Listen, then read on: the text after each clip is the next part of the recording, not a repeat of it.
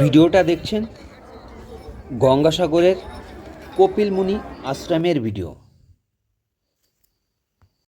যদি ভিডিওটা ভালো লাগে অবশ্যই লাইক করবেন এবং কমেন্ট করবেন।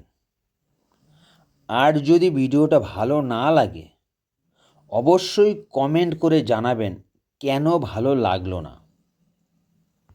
এখনও যারা গঙ্গাসাগরের কপিলমুনি আশ্রমে যেতে পারেননি তারা এই ভিডিও দেখে নিন ভিতরের কারুকার্য এবং কোন কোন দেবতারা ওইখানে বিরাজ করছে।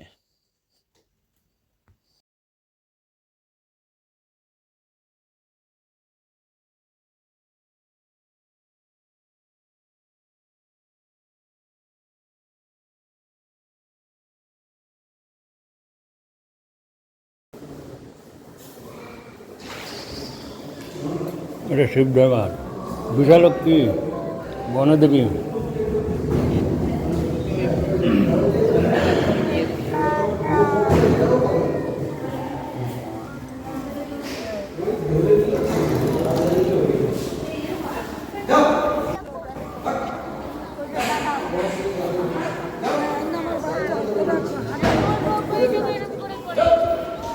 আচ্ছা